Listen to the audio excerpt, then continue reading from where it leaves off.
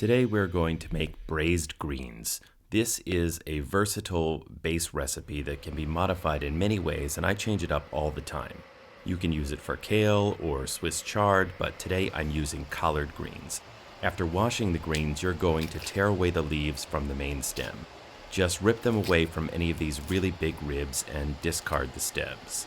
If you're using Swiss chard, you can use the stems, but for kale and collards, these stems get too tough and chewy. Now, we need fat to season this recipe. I like using chopped bacon, but you can use salt pork, pancetta, guanciale, etc. Smoked or unsmoked, it's your call. I like the hickory smoke flavor of this bacon.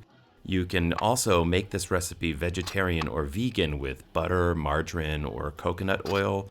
Some of the best greens I've ever had were from a great restaurant in New Orleans called Upper Line, and they're 100% vegetarian, but they use a ton of butter. This fat adds flavor. Now, you're going to put that bacon in a cold nonstick pot and turn the heat to medium-low. While it's sautéing, chop a medium-sized yellow onion and then chop a few cloves of garlic. After the bacon is cooked, remove it from the pan. We'll add it back later, but it's also a nice snack while you're cooking. Now let those onions cook in the glorious sheen of the bacon fat. I like to salt my onions to help them sweat a bit, but you want them to cook down and almost get translucent. At this point, carve a little hole out in the center of the pot and add the chopped garlic, which will brown quickly. Then you're going to add some crushed red pepper. Once you start to smell the garlic browning, mix it all up to get that red pepper releasing its aromatics. Then you'll add some stock or broth. You can use chicken stock, but I actually prefer vegetable stock. Put some liquid in the pot, and then it's time to add your greens in batches. You'll add some greens and then close the lid. After a few minutes, those greens will start wilting, so you can open the lid, add more greens and more stock, and close it again.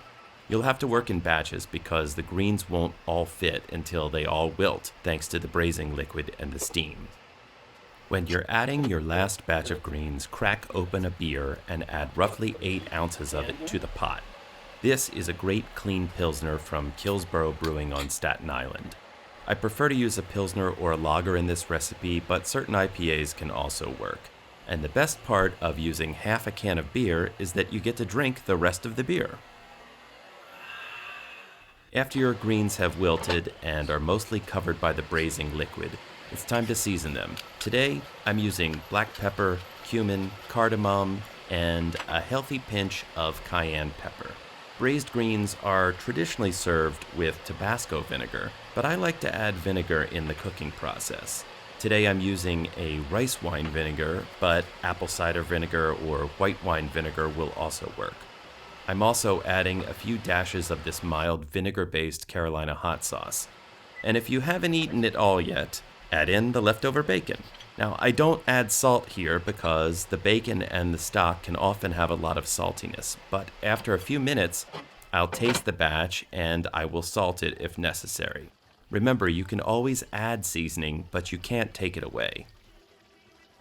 And after 20 to 45 minutes of simmering, your braised greens should be ready to serve. Delicious! And just like any soup or stew, they taste even better the next day.